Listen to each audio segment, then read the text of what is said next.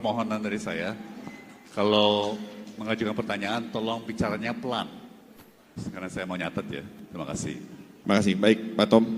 Silakan. Oh, mau dimulai. Moderatornya mau nanya dulu. Oke, silakan. Saya ikut Pak, kalau boleh saya ikut Prof. Fikar. Gimana? Kalau boleh saya mau ikut Prof. Fikar. Oke. Jadi kalau pertanyaannya 4 berarti 2 perempuan, 2 laki. Oke. 2 penanya perempuan, 2 penanya laki-laki. Baik, silakan diperkenalkan nama, asal urut dari kecamatan, Kota Madya Kabupaten, provinsi. Silakan inti pertanyaannya, kemudian background pertanyaan waktunya dipersilakan 2 menit. Silakan. Oke, baik. Izinkan perkenalkan nama saya Aldi Farhadian Putra. Ini kedua kalinya kita bertemu, Pak Tom. Minta pelan-pelan ya, biar bisa didengar oleh Pak Tom dengan baik. Nama saya Aldifa dan saya adalah anggota bidang luar negeri kebetulan. Izin, kita semua paham dan tahu bahwa teknokrasi, demokrasi dan meritokrasi itu benar. Akan tapi menurut saya politik di kita ataupun mohon izin masyarakat di kita ini seperti anak kecil yang sangat suka sekali dengan metode populis. Ya, di mana mereka dikasih permen pasti nurut gitu dibanding disuruh mandi ya. Apa yang harus kita lakukan ya, terutama dalam gerakan-gerakan kecil di sekitar untuk merubah itu, karena yang tadi dibilang juga oleh Profesor Zulfikar Amir, ini sudah 10 tahun lebih dan sudah bisa dibilang kronis gitu. Dan ini kan nggak bisa disembuhkan bim salah bim langsung sembuh. Nah, perlu gerakan-gerakan kecil yang dimulai dari sekarang sampai tahun 2029. Apa mungkin bisa ada saran yang bisa kami lakukan seperti itu. Terima kasih. Terima kasih. Oh, siapa namanya? Mas Aldifa. Apa? Mas Alifa. Mas Diva. Mas Lipa. Aldifa ya. Terima kasih. Selanjutnya Bang Coy, Pak Ahmad Buhori. Yang perempuan boleh.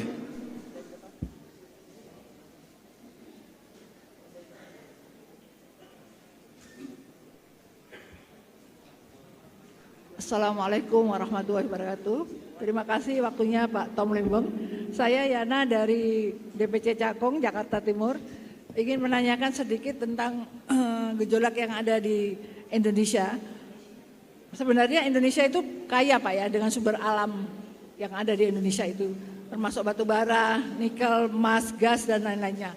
Tapi kenapa Pak di Indonesia ini banyak PLN yang mematikan lampu? Itu satu. Lalu bagaimana pengelolaan kekayaan sumber daya alam? Pelan-pelan Bu, sebentar makanya Mike dikuatin naikin 1 volt. Kalau bisa silakan Bu diulangin. Ya. Maaf Ibu kalau bisa bicaranya lebih pelan. Baik, lebih pelan. Pak, ya. Slow down, pelan. Ya. Ya. Tadi Baik, Indonesia saya sebenarnya ulang kaya. Pak. Ya. Indonesia itu Jadi sebenarnya begini kaya. Pak, Indonesia itu kan kaya dengan sumber daya alam. Nah, salah satunya itu batu bara. Indonesia ini banyak mengalami pemadaman Pak, PLN, padam, lampunya padam ya. Terutama diawali dari Kepulauan Sumatera, itu kemarin padam beberapa hari. Nah itu sebenarnya bagaimana pengelolaan sumber daya alam Indonesia Pak. Ini sebenarnya yang salah bagaimana dan bagaimana mengelola sumber daya alam Indonesia itu dengan baik. Agar kami ini rakyat tidak dibebani dengan pajak-pajak. Sebenarnya dengan sumber daya alam itu sudah cukup Pak Indonesia ini. Karena Indonesia itu kaya. Jadi jangan sampai rakyat dibebani dengan pajak-pajak yang aneh-aneh gitu Pak. Terima kasih Pak Tom Lembong. Assalamualaikum warahmatullahi wabarakatuh. Maaf, Ibu, namanya siapa ya? Namanya siapa Bu? Bu Yana. Baik, makasih.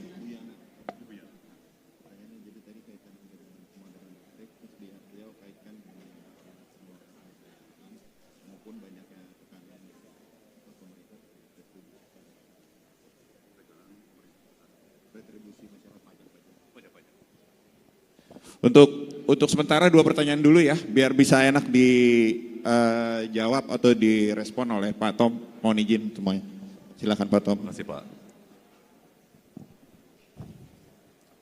Terima kasih banyak pertanyaannya, Mas Liva, Ibu Yana. Ya, pertanyaannya sangat bagus.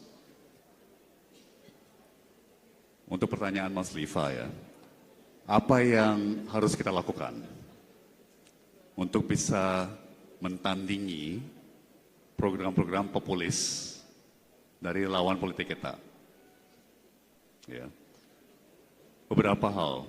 Pertama, izin saya berbagi sedikit diskusi internal Prof. Zulfikar, saya dan teman-teman lain yang membantu, ya, yang merupakan pembantunya Pak Anies, diskusi kami dengan Pak Anies.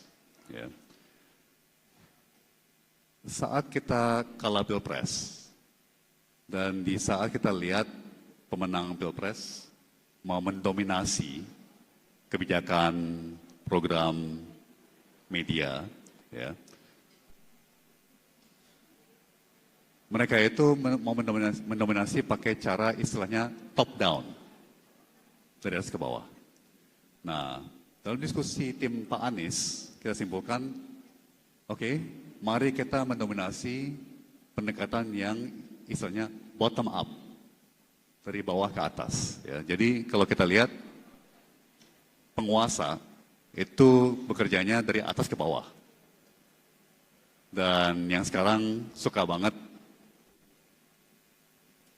perintah. Tiba-tiba punya ide, langsung perintah, laksanakan. Ya kan? 2 minggu kemudian batal. Karena ternyata idenya ngawur. Ya. Nah, itu istilahnya top down, dari atas ke bawah. Ya. Gerakan rakyat lahir dari rakyat. Berarti kita harus di akar rumput. Kita harus dari bawah ke atas. Ya. Nah, satu contoh bagaimana kita mengalahkan godaan-godaan dari program-program populis, ya, yang tidak mengedukasi masyarakat. Saya himbau kita semua cari ide, ya, implementasikan ide yang membawa manfaat konkret bagi warga di akar rumput, sekecil apapun, sekecil apapun. Nah, saya kasih contoh ya, semoga ini bisa jadi inspirasi bagi kita semua. Salah satu ide dari tim Pak Anies, ya, yang kemudian dilaksanakan oleh Pak Anies adalah jembatan gantung. Di Semenanjung Indonesia ada ratusan ribu jembatan gantung yang sudah rongsok, ya, pakai tali-tali yang udah mau putus, pakai kayu-kayu yang berbolong-bolong atau sudah retak dan patah, dan saya kira hampir semua dari kita udah pernah lihat di media sosial video-video yang sangat mengharukan.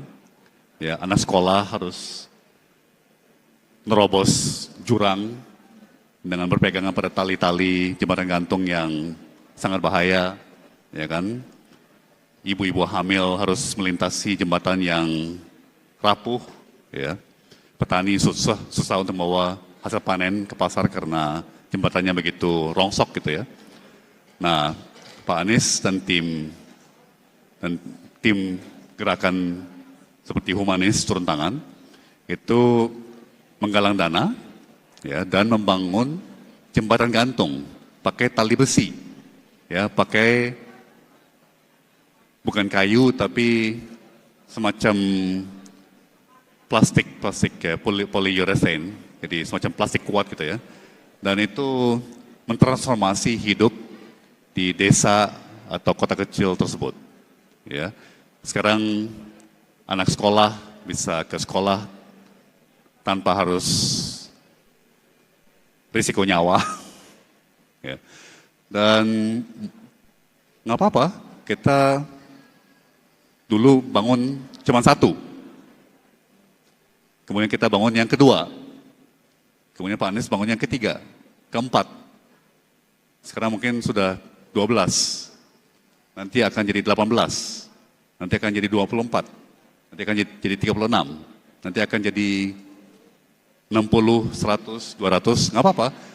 Memang kebutuhan negeri kita mungkin beberapa puluh ribu jembatan gantung yang modern. Ya.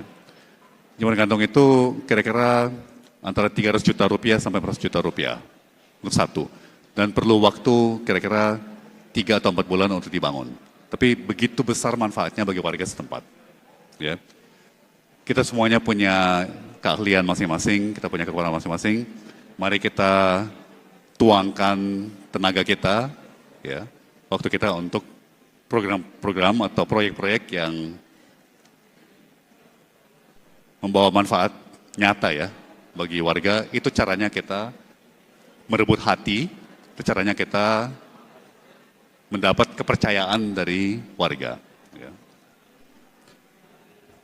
Ibu Yana, kenapa Indonesia kaya dengan sumber daya alam, termasuk energi seperti batu bara, ya. Sebenarnya kita juga punya cadangan migas besar.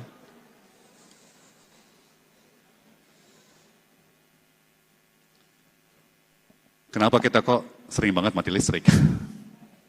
Ya. Nah ini dua hal yang sangat berbeda. Ya. Untuk batu bara menjadi listrik, itu sebuah rantai produksi yang sangat panjang. Sebuah rantai pasok yang sangat panjang. Batu bara itu harus digali, harus tambang. Sudah digali, harus naik truk yang sangat besar, truk yang puluhan ton. Ya. Truk itu akan membawa batu bara itu dari tambang ke pinggir sungai. Dan truk segede itu membutuhkan diesel dalam jumlah yang banyak. Sampai di pinggir sungai, harus ada mesin seperti ekskavator untuk pindahin batu bara, bahwa orang yang mengerjakan listrik, orang yang mengerjakan air bersih, konsekuensinya parah sekali. Ya, kalau yang dimasukin ke dalam PLN adalah kroni-kroni di berbagai lapisan, akibatnya adalah mati listrik. Kalau yang dimasukkan ke dalam Pamjaya atau perusahaan air adalah kroni-kroni, bukan orang-orang yang tulus dan serius dan juga punya ilmu dan keterampilan, akibatnya adalah air tercemar atau tidak aman untuk diminum. Ya. Jadi kenapa banyak mati listrik? Kenapa banyak pencemaran udara? Ya, kenapa stok pangan bisa menipis dan harga pangan melambung? Semuanya ujungnya adalah kelembagaan, ya, manajemen. Ya. Sekali lagi, negara seperti Singapura tidak punya sektor pertanian, tapi warganya bisa punya banyak pilihan makanan, ya, nutrisinya tinggi. Ya. Singapura atau Jepang tidak punya migas, tidak punya batu bara, mereka import, tapi nggak pernah mati listrik kan? Itu ujungnya kelembagaan, profesionalisme, ya. Jadi setiap pekerja di PLN-nya Jepang, di PLN-nya Singapura, itu serius, peduli, dan bertanggung jawab, dan accountable. Meritokrasi jalan. Kalau dia ngawur, dipecat. Kalau dia bagus, dikasih bonus. Itu merit. Terima kasih Bu Yana. Oke, baik, tepuk tangan sekali lagi. Kita tangkap banget, terima kasih Pak Tom. Jadi kalau terutama untuk yang terakhir, padam listrik, pengelolaan, sumber daya mineral gitu, harus dikelola dengan secara baik.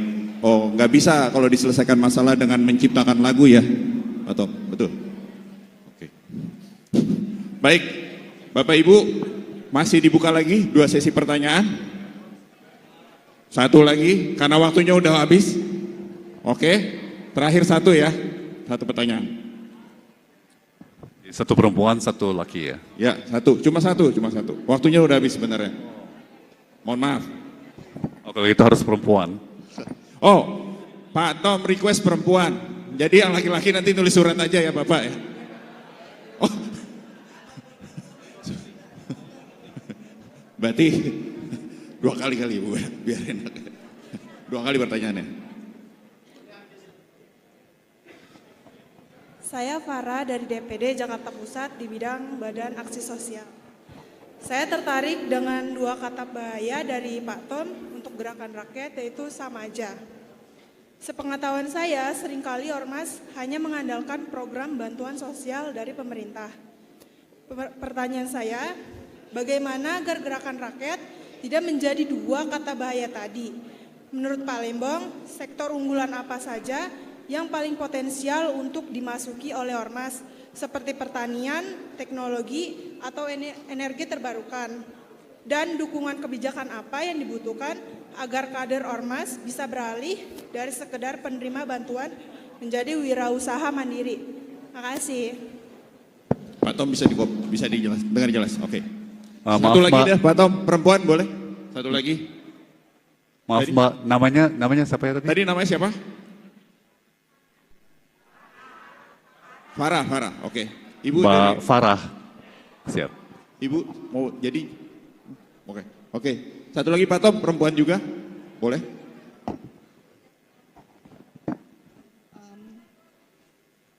Makasih Pak Tom atas kesempatannya. Menarik sekali mengenai meritokrasi yang Bapak sampaikan tadi. Dengan Ibu siapa? Saya Ida Pak. Ibu Ida. Ibu Ida. Oke. Saya mau nanya mengenai anggota DPR kita Pak ya. Kalau tadi Bapak bicara mengenai meritokrasi, berarti kalau kita lihat, mostly mereka itu kan nggak qualified ya untuk mewakilkan rakyat sebagai wakil rakyat. Apakah ada kemungkinan di masa yang akan datang sebagai anggota DPR mereka harus menjalani tes-tes tertentu ya agar mereka tuh qualified di bidangnya masing-masing. Karena negara kita hancur ini juga karena salah manage dari atas sampai ke bawah gitu loh Pak.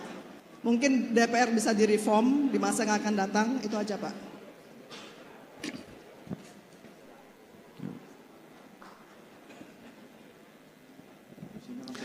Terima kasih Mbak Farah, terima kasih Ibu Ida. Ya. Tadi Mbak Farah tanya sektor-sektor apa saja yang paling menjanjikan untuk kita bergerak di akar rumput di masyarakat untuk membawa manfaat nyata ya bagi warga di semua daerah. Ya. Ini ada kabar buruk, ada kabar baik.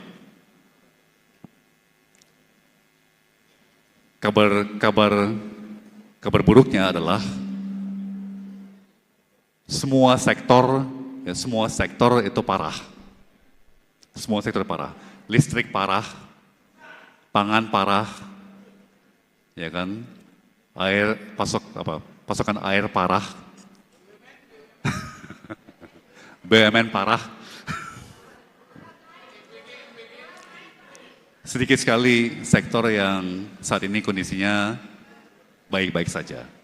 Itu kabar buruk. Kabar baiknya adalah ini semua peluang untuk kita.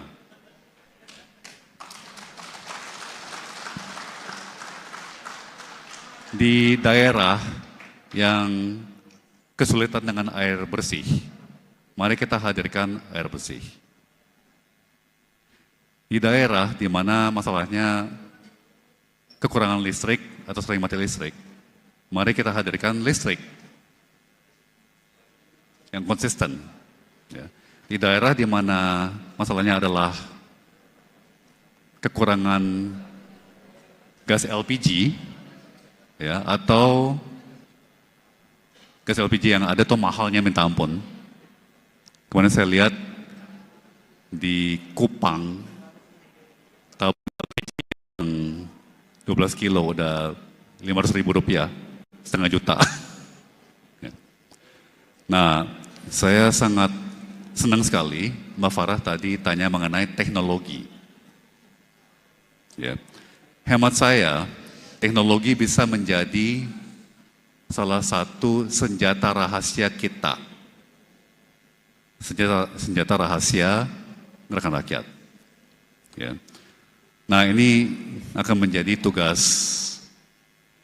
Prof. Zulfikar dan juga tugas saya untuk mengedarkan ke seluruh jaringan gerakan rakyat ilmu-ilmu, ide-ide mengenai teknologi antara lain. Contoh ya teman-teman, banyak warga, banyak kalangan tidak sadar bahwa panel tenaga surya sekarang murahnya minta ampun. Dan kalau perlu bisa dicicil. Ya.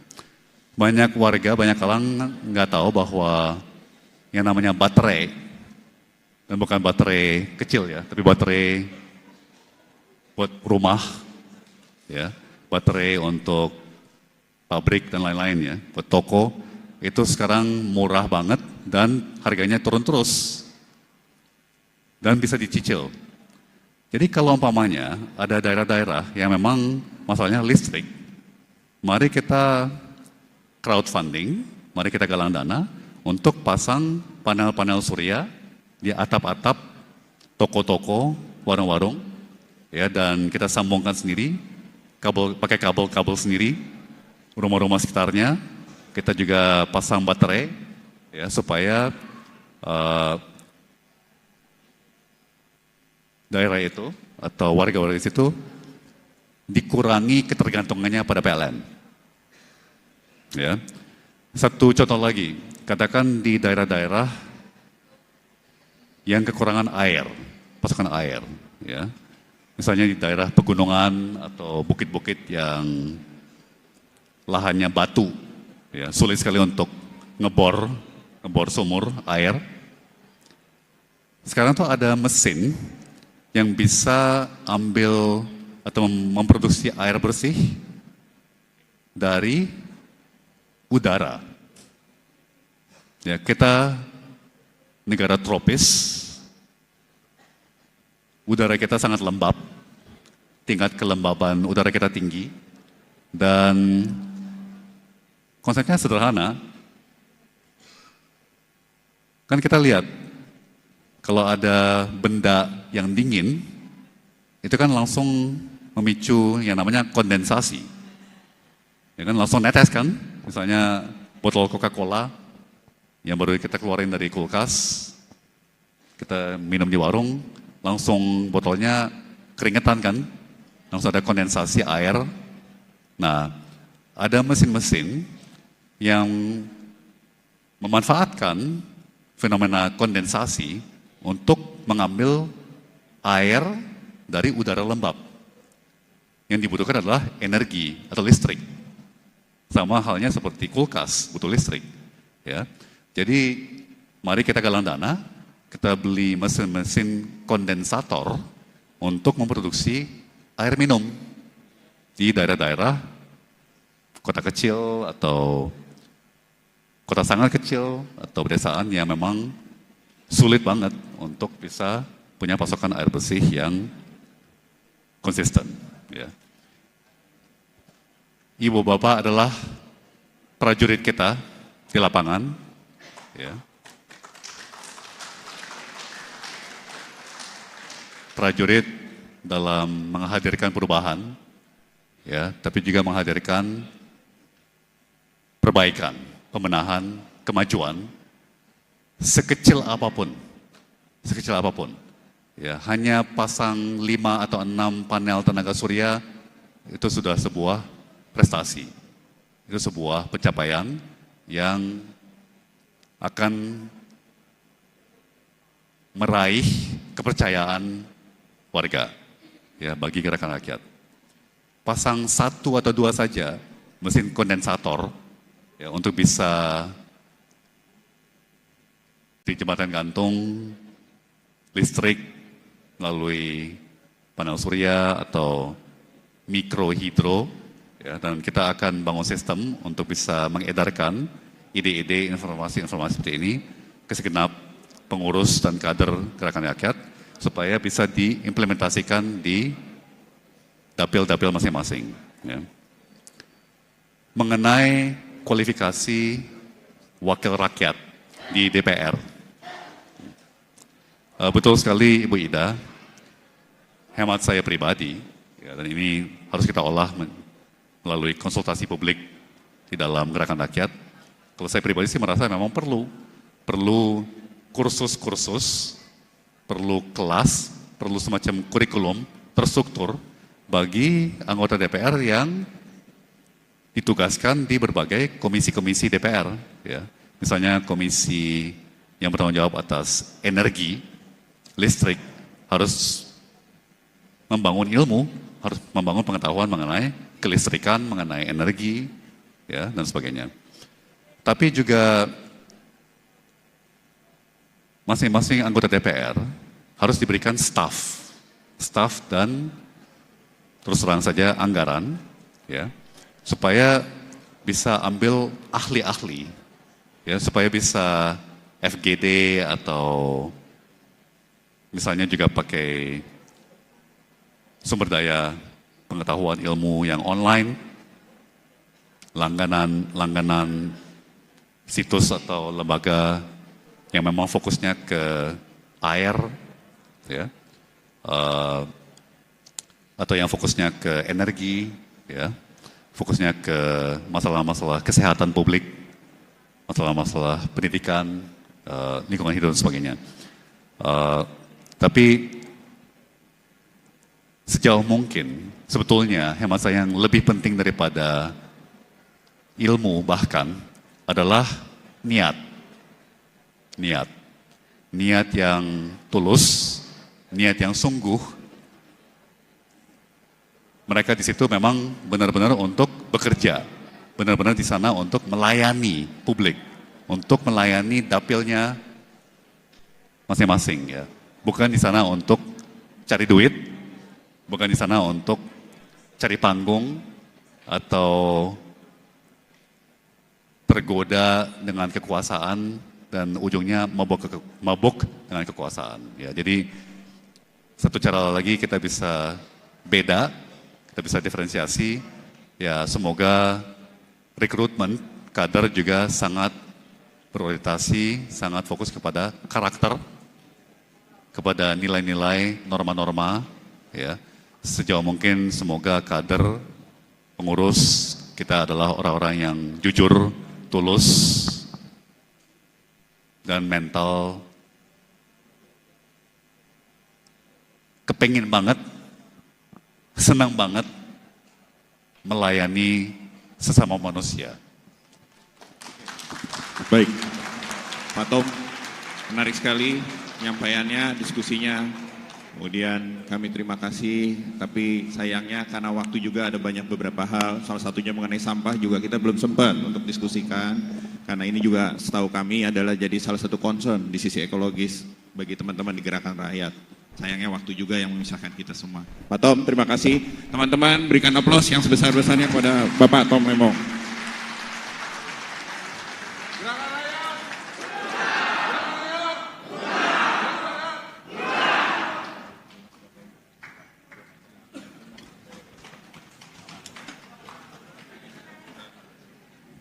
Baik, Bapak dan Ibu silakan berdiri.